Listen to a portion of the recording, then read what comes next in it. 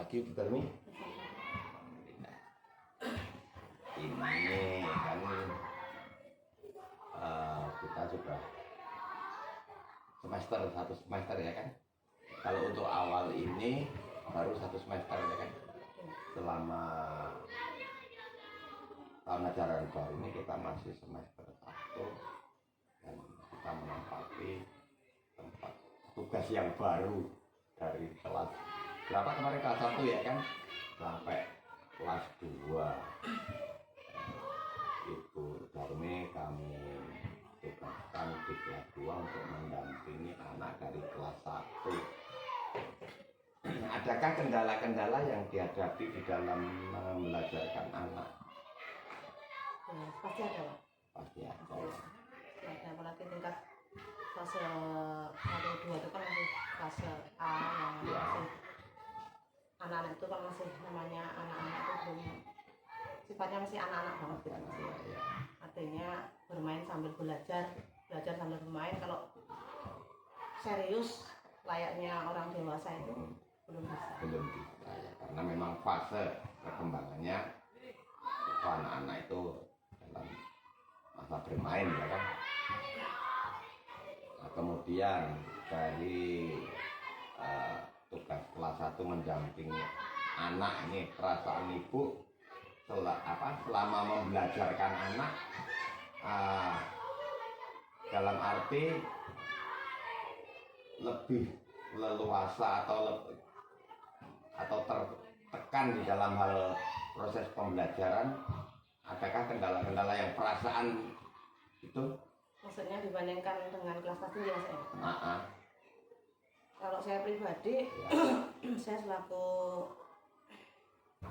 pendidik itu Pak, apapun tahap dari perkembangan anak itu tetap ada keunikan masing-masing, ada tantangan-tantangan masing-masing setiap individu, apapun fase yang kita hadapi. Cuman memang untuk pembelajaran di kelas rendah dibandingkan dengan beberapa tahun saya di kelas tinggi lebih ekstra, untuk segala sesuatunya itu harus lebih perfect di kelas bawah. Kelas rendah ya.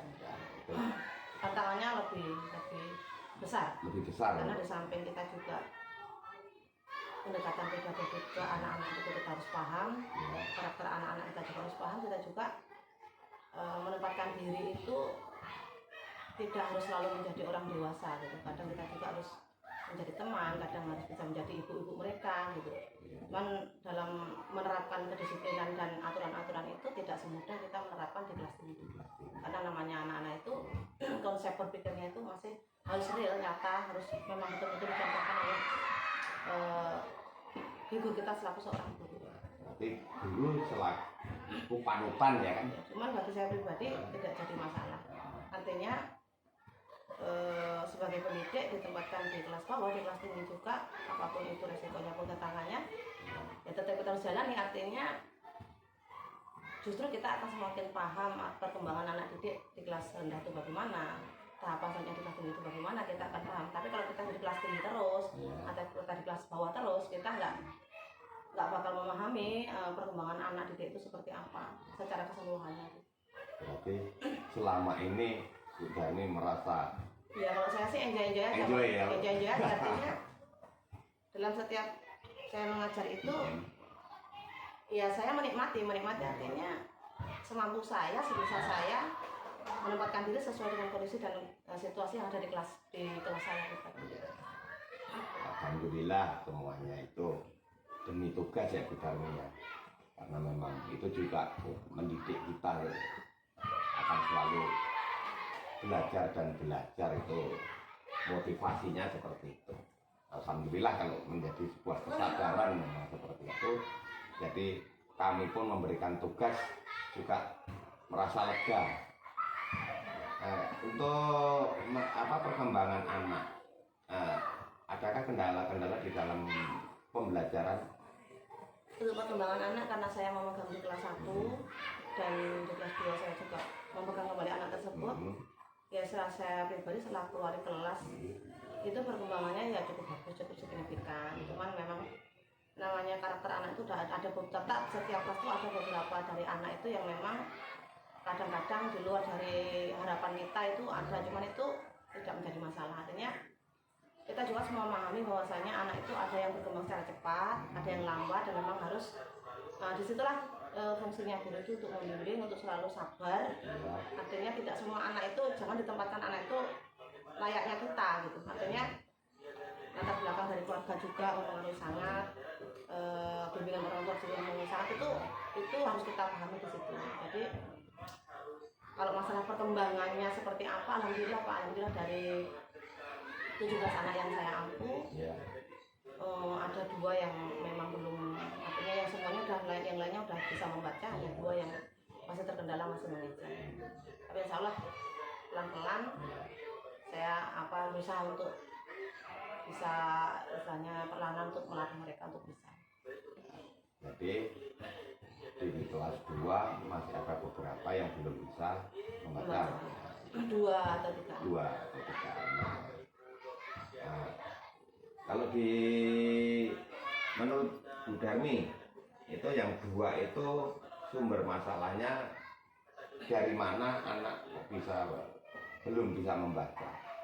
Kalau menurut pengamatan saya pribadi, yang pastinya apapun yang terjadi Pak, Ya. Sehebat apapun guru di sekolah itu kan hanya mengajar beberapa jam. Betul. Yang pastinya anak itu lebih banyak berada di rumah. Jadi faktor keluarga itu sangat mempengaruhi sangat. Cuman saya juga tidak bisa menjas bahwasanya faktor orang tua tidak bisa. Artinya kadang-kadang anak itu memang punya gaya belajar yang tidak semua orang tua itu memahami gitu. Karena tidak semua orang tua itu punya latar belakang pendidikan yang bisa memahami pedagogi ke anak itu seperti apa gitu. Jadi tetap yang jadi permasalahan kalau saya titik balik tetap kita harus menumbuhkan minat belajar pada diri anak itu. Tetap saya kembali ke kelemahan diri saya selama wali kelas untuk memperbaiki metode pembelajaran saya supaya anak itu lebih mudah memahami apa yang saya ajarkan. Tadi ada yang sangat menarik tadi tentang gaya ya tadi, gaya mengajar. Iya. Ya. Jadi karena orang tua itu tidak paham terhadap kebutuhan siswa dan ibu mengakui bahwasanya itu tetap kita selaku guru punya tanggung jawab, ya kan? Nah, untuk memotivasi tentang gaya tersebut, apa yang hendak ibu tanamkan kepada anak itu, atau cara-cara apa, strategi apa yang bisa perkiraan bisa menumbuhkan motivasi anak untuk baca lagi. Iya, saya untuk di kelas 1 kemarin Pak, untuk di semester 1 dan 2 itu saya memberi bimbingan di luar pelajaran dengan cara saya berkelompok-kelompok anak, dan saya membimbing anak sesuai dengan tingkatan kemampuan mereka secara kelompok itu. Alhamdulillah sudah bagus, artinya yang saya tadi utarakan anak-anak sudah sebagian besar sudah bisa membaca, dan hanya 2 atau 3 anak ini yang di kelas 2 yang terkendala belum bisa membaca. Ini langkah saya selanjutnya, insya Allah saya akan menggunakan huruf-huruf yang saya buat kotak-kotak saya tempelkan di kardus itu. Nanti akan saya buat permainan-permainan sesuai dengan kelompok-kelompok tahap mereka, perkembangan membaca mereka. Misalnya yang nanti sudah bisa lancar membaca, supaya mereka lebih asik dan bisa sama-sama belajar, nanti menyusun kalimat dari huruf-huruf tersebut. Berarti menggunakan kartu ya? Menggunakan kartu huruf. Ada huruf, karena di kelas 2 juga sudah mengenalkan huruf kapital dalam pembelajaran. Saya juga memperkenalkan huruf kapital, saya membuat huruf kapital dan juga huruf kecil. Nanti membuat permainan berlari atau bagaimana, yang belum bisa membaca menyusun huruf, menyusun suku kata menjadi kalimat begitu. Dan mungkin ada nanti strategi lain yang akan saya terapkan juga. Alhamdulillah semuanya itu sudah bertemu inovasi rencana yang sifatnya itu membangun diri, khususnya membangun belajar anak. Ya, saya sangat berterima kasih atas inovasinya, pelajari karakter anak sampai ke cara-cara untuk menindaklanjuti dari sebuah akar permasalahan. Nah, sekarang ingin bertanya menambahkannya lagi. Kemarin pada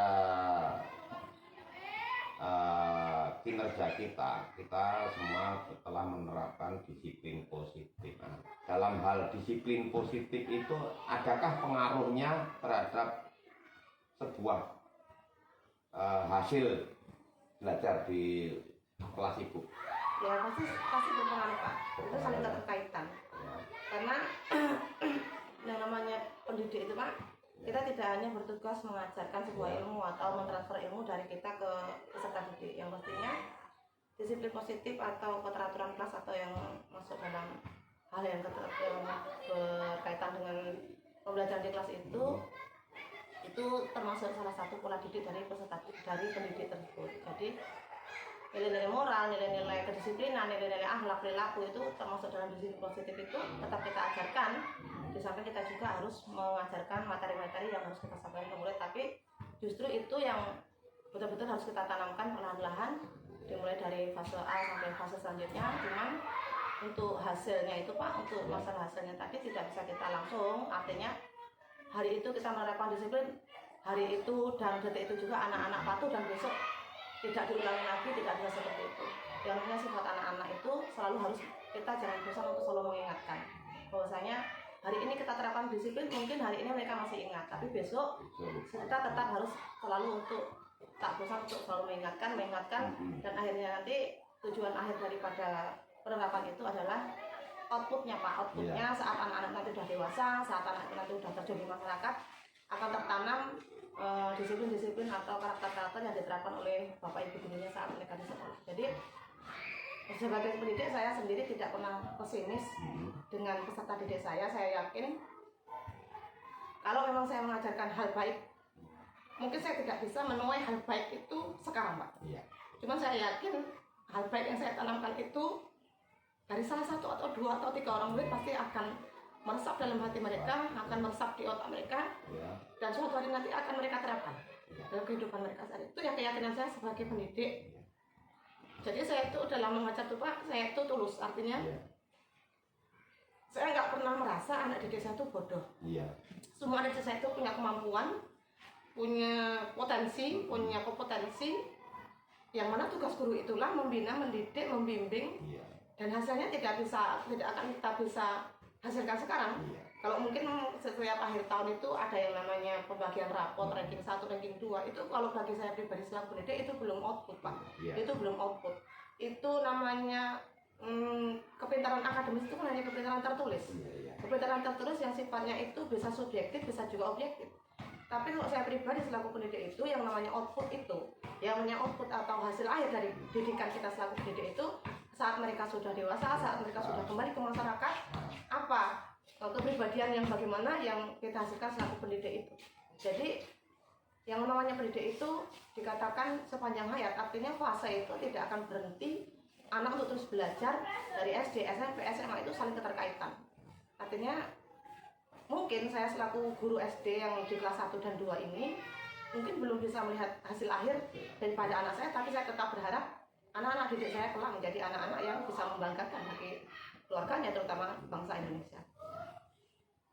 Alhamdulillah, yang jelas kita selaku guru untuk menanamkan akhlak moral, karena disiplin itu sebagian daripada karakter moral yang harus ditanamkan, yang hasilnya nanti tentunya akan kita nikmati setelah anak-anak itu tumbuh berkembang menjadi dewasa yang punya nalar, apalagi nantinya kalau sudah menjadi manusia yang mandiri, ingat sama guru, ketua-ketua guru, itulah akan menjadi sebuah kebanggaan.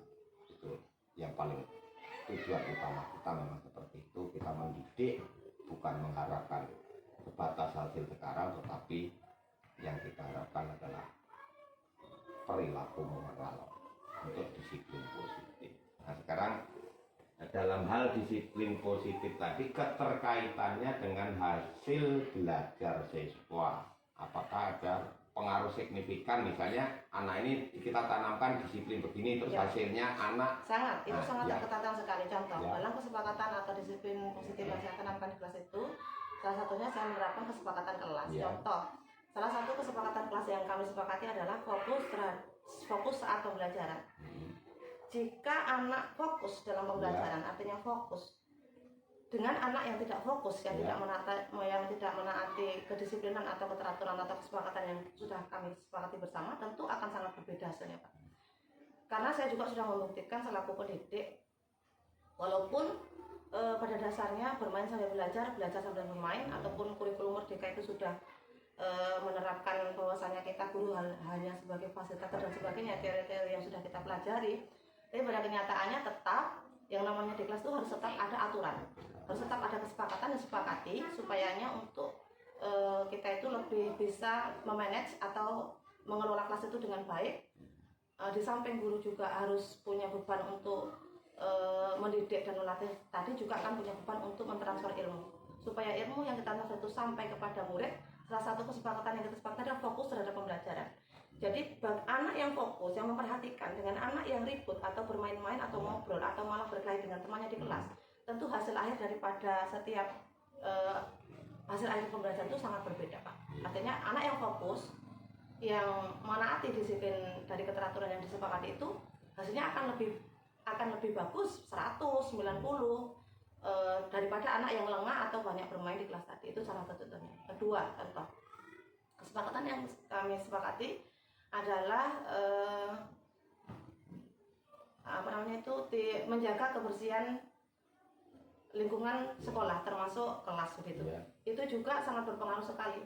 Saat suasana kelas itu bersih, rapi, nyaman, tidak ada sampah di sana sini, tidak terlihat suasana kotor, anak-anak akan lebih, saya secara langsung tidak hanya analisa saya langsung bertanya dengan anak-anak dalam kondisi bersih dengan dalam kondisi kotor, bagaimana perasaan anak-anak, lebih nyaman yang mana? Lebih nyaman bersih, Bu. Artinya di situ terlihat sekali keterkaitan penerapan disiplin positif di kelas itu dengan keadaan kelas dan hasil akhir dari proses pembelajaran itu, dan juga termasuk daripada hasil daripada anak-anak kita. Sangat keterkaitan sekali. Terkait ya antara disiplin dengan hasil belajar, yaitu dengan adanya pengaturan waktu, dengan tumbuhnya rasa tanggung jawab ya, tentunya kalau di dalam hal disiplin ya. Terima kasih. Berarti kita menerapkan disiplin positif itu tidak salah, bahwasanya kita untuk menumbuh kembangkan anak harus diawali dengan disiplin dan tanggung jawabnya. Ya, alhamdulillah kalau memang nampak pengaruh disiplin itu terhadap perkembangan kepribadian sampai ke perkembangan daripada hasil belajarnya. Nah, tadi kami sangat tertarik dengan pengaturan, dalam hal ini pengaturan kelas tadi Ibu, adanya belajar kelompok ya kan. Nah, selama ini untuk belajar kelompok anak tetap bagaimana cara penerapannya? Kalau saya pribadi Pak selaku pendidik, saya menerapkan tidak saya kelompokkan sesuai dengan kemampuan belajar mereka. Ya. Justru saya kelompokkan secara homogen. Artinya homogen begini, tujuan saya adalah supaya mereka saling kolaborasi, saling bekerja sama. Jadi dalam satu kelompok itu saya sudah pilih-pilihkan yang punya kemampuan, sedikit punya kemampuan, dan dia punya kemampuan di bawah. Jadi supaya mereka saling berkolaborasi, saling mengisi. Nanti kalau pertimbangan saya, jika saya kelompokkan sesuai dengan gaya belajar mereka atau kemampuan belajar mereka, yang terjadi mereka bukan kolaborasi, tapi justru nanti malah mereka, anak yang suka bermain akan sangat bermain dan sangat ribut di situ. Jadi memang saya kelompokkan sesuai secara homogen Pak, supaya mereka saling berkolaborasi, yang mampu membina yang kurang mampu dan saling mengisi gitu. Jadi akhirnya terjadilah tidak kesenjangan kelas tapi keseimbangan kelas. Berarti ada saling berbagi gitu ya. Berarti anak pintar bisa melatih. Mungkin. Ya. Berarti dalam istilah itu anak belajar bersama teman sebaya ya kan. Bisa, kadang saya perankan sebagai seperti itu. Jadi setiap kelompok itu saya, untuk ketua kelompoknya itu saya pilih 5 besar gitu kan, untuk dikasih. Jadi mereka kadang-kadang saya tempatkan sebagai wakil saya. Saya kasih materi ke ketua-ketuanya itu untuk mengarahkan ke peserta didik yang lain gitu. Jadi nanti hasil akhirnya itu bisa setara, jadi tidak ada kesenjangan gitu. Walaupun saya pribadi tahu kemampuan dari masing-masing anak-anak itu saya paham gitu. Berarti untuk tahun ini penerapan pengaturan kelas Ibu ingin mengelompokkan anak belajar kelompok pada dasarnya ya Bu ya. Untuk ketentuan kelas yang seperti disepakati dari RHS, Ya. saya mengutamakan kalau untuk pengelompokan kelas itu saya masukkan ke pengelolaan kelas. Cuman untuk kelas, ya. RHS yang disepakati kemarin untuk observasi kelasnya besok, saya menerapkan kesepakatan kelas. Oh, menerapkan kesepakatan kelas. Tapi kelompok sudah masuk di dalam. Kalau kesepakatan kelas itu kan Mas tadi, oh iya, itu masih menyangkut disiplin ya kan. Nah, berarti karena ya betul. Nah, dalam hal pengaturan kelas kembali kepada anak-anak, ya kan? Ya. Nah, intinya seperti itu ya Bu ya. Betul. Jadi kesadaran saya bangun dari anak-anak sendiri, Pak. Apa betul. masalah-masalah yang sering mereka temui? Kalau kalian menghadapi hal seperti ini, apa yang harus kalian lakukan? Solusinya bagaimana? Kadang-kadang dalam memutuskan masalah pun saya menggunakan segitiga restitusi itu, saya kembalikan ke anak untuk mengambil keputusannya. Dalam hal ini siapa yang salah? Itu sekarang anak-anak saya sudah bisa membedakan tuh Pak. Siapa yang salah, siapa yang benar dalam suatu kasus yang sering terjadi di kelas itu. Alhamdulillah, dan nantinya bisa semakin meningkatkan pola pembelajaran kita. Tentunya hasil akhirnya adalah anak-anak didik kita mudah-mudahan bisa menjadi harapan kita bersama yang menjadi anak yang terdidik, yang punya moral, akhlak, serta memiliki kecerdasan dan serta keterampilan. Terima kasih. Jadi pendidik itu jangan lepas doa. Dan kita tulus dalam mendidik, jangan pilih kasih. Kita tempatkan anak didik itu sebagai makhluk ciptaan Tuhan yang unik, yang punya kemampuan masing-masing, dan kita doakan mereka semuanya bakal bisa sukses dalam kehidupan mereka masing-masing dengan cara perlahan-lahan kita didik, kita bina semampu dan semaksimal kita yang kemampuan yang kita punya itu aja. Karena kembali kepada anak dalam hal pengaturan kelas ya Bu ya. Terima kasih atas motivasinya, bahwasanya memang kita mendidik harus penuh rasa tanggung jawab, itu pada dasarnya dapat kami simpulkan seperti itu. Terima kasih atas semangat untuk mengajar, semangat dengan dedikasi seorang guru yang secara tulus. Ya.